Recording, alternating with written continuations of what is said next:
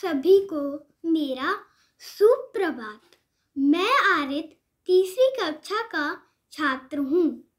मेरे विद्यालय का नाम कोलंबिया सिटी स्कूल है।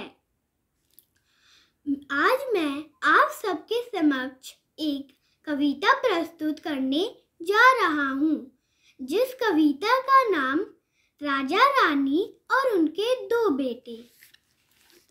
रामपुर नामक एक ग्राम में एक राजा रानी निवास करते थे।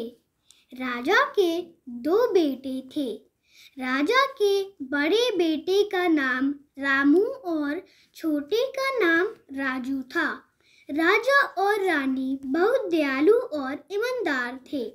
राजा और रानी का नियम था सुबह में जगकर सूर्य भगवान को प्रणाम करना।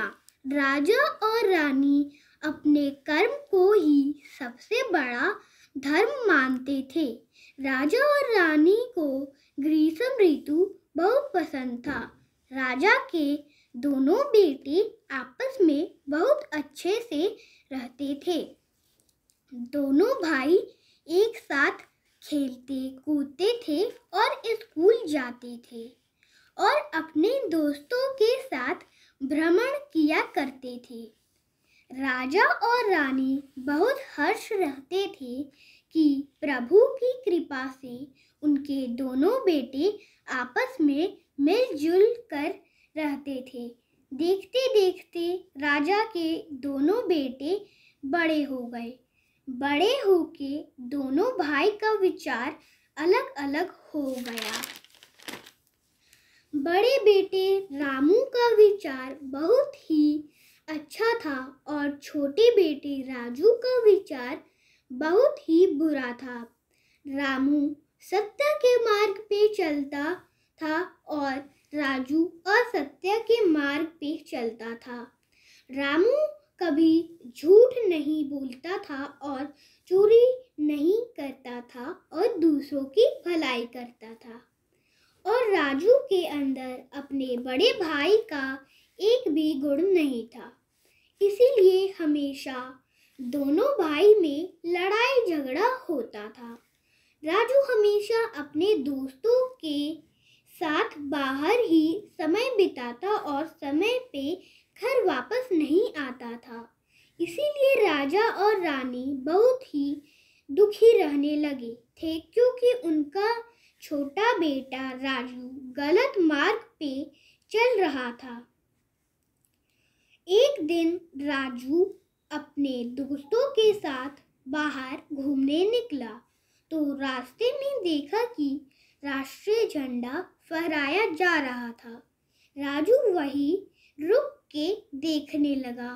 तब तक उसके दोस्त आगे निकल गए थे। राजू अपने दोस्तों को ढूंढने लगा।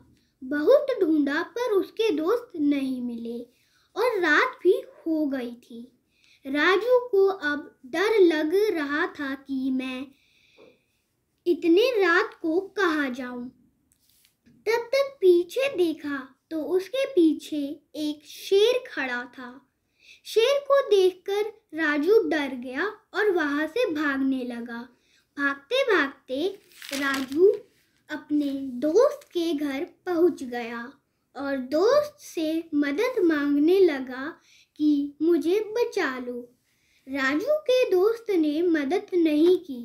तब तक वर्षा भी शुरू हो गई तो राजू घबराने लगा और वहां से भागते भागते एक नहर के किनारे जा पहुंचा। राजू नहर को देखकर और भी डर गया कि अब मैं क्या करूं।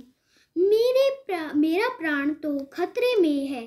तब राजू को अपने घर परिवार की याद आने लगी। राजू देर रात तक घर वापस नहीं आया था तो उसके माता पिता और भाई बहुत परेशान थे और भगवान से प्रार्थना कर रहे थे कि हे भगवान, आप मेरे राजू पर आशीर्वाद बनाए रखें। और रथ पर सवार होकर राजू को ढूंढने निकले। बहुत दूर जाने के बाद राजू मिला। राजू बहुत ही परेशान और घबराया हुआ था। राजू अपने माता पिता और भाई को देखकर बहुत खुश हुआ और रोते हुए अपने माता पिता और भाई को गले लग गया।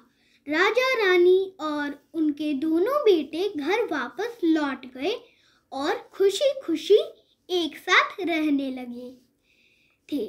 इस कहानी से हमें यह शिक्षा मिलती है कि हमें हमेशा बड़ों की बात मानना चाहिए और सत्य के मार्ग पे चलना चाहिए। धन्यवाद।